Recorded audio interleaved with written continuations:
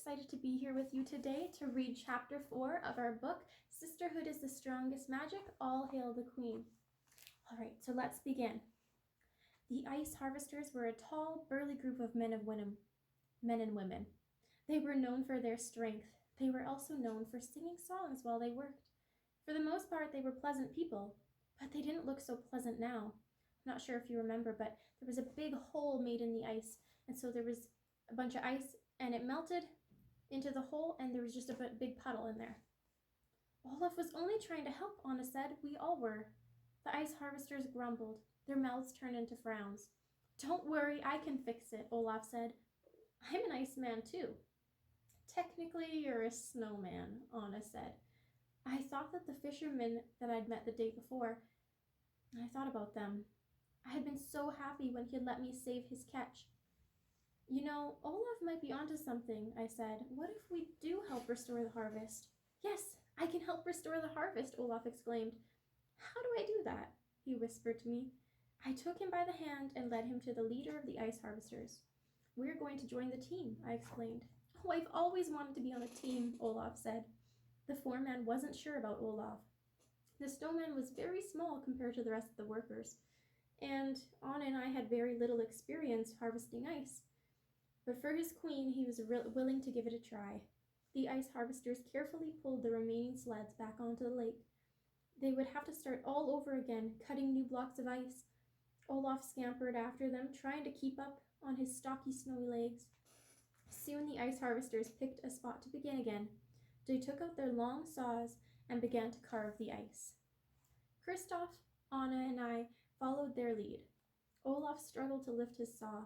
The blade was long and heavy. It was covered in sharp metal teeth that seemed to frown.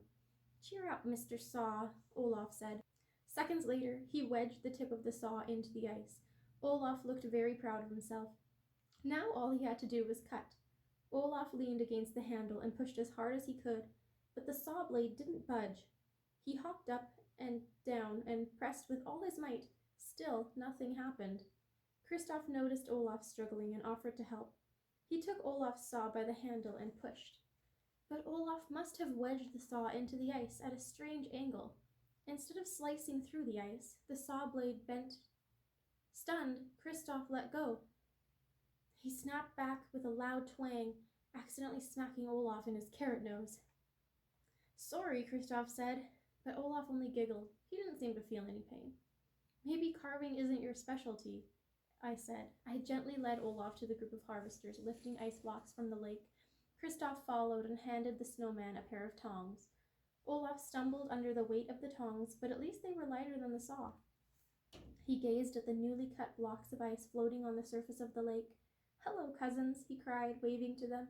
Don't worry, this will be fun, just like bobbing for apples. Olaf swung his tongs open and held them out with his tiny twig arms. He managed to grasp a large cube of ice. But I knew ice, and ice was slippery. I winced as the tongs slid across the slick surface of the ice block and out of Olaf's hands. They fell into the lake with a splash. Anna, Kristoff, and I cringed. So far, the plan to restore the harvest was not going so well. Listen, why don't you help me move the ice? I suggested. It seemed to be the safest job for Olaf. All he had to do was slide the ice blocks across the lake so a worker could transfer them to the sled. Olaf nodded eagerly and flexed his little arms as he'd seen Kristoff do. He found a block of ice and pushed it across the slippery lake. It looked like a success. There were no heavy tools for him to break or lose. He seemed at one with nature. From the banks of the lake, Anna and I watched, relieved. Olaf had finally found a way to help. He hopped happily back and forth, sliding one block after another. As the afternoon wore on, the sun moved out from behind the clouds. Its brilliant rays shone down at the ice harvesters. The thick ice covering the lake was starting to get a little slick. Most of the workers didn't seem to mind. Their boots were built to keep them safe, and they were used to walking on slippery ice. Olaf had his own personal flurry to keep him cool, but he didn't have boots on his snowy feet. Anna noticed, and she tapped me on the shoulder. Is it me, or is Olaf slipping? She asked. I stopped working and stared at Olaf. Anna was right. Olaf was starting to slide more with every step. I could see a thin layer of water forming beneath his feet. "Olaf!" I cried out. I wanted to tell him to stand still until the workers could help him. Olaf smiled back at us and waved cheerfully. Then he got right back to work. He didn't seem to understand why I was calling him. He gave the nice ice block a hearty shove, but instead of the ice block sliding away, Olaf started to slide in the other direction. Here's him, just not really knowing that he's slipping around. Anna and I tried to run after him, but Anna slipped on the ice. She grabbed my arm and as she slid towards Olaf. The three of us crashed into a tall pile of ice, sending the blocks tumbling this way and that. The huge pieces fell down around us. Many cracked and split open against the frozen lake. Olaf was surrounded by big chunks of crunchy ice. When the frost cleared, the ice harvesters were staring in shock. This was the second time today that their visitors had ruined the harvest. I looked at the broken ice spread across the lake and I felt awful. It would take the workers days to make up the harvest. But if I used my powers, I could fix everything in moments. After all, ice was my specialty. "Maybe I can help," I said. I motioned for everybody to stand back. I raised my arms and summoned my magical powers. An icy wind swirled around and ruffled my hair.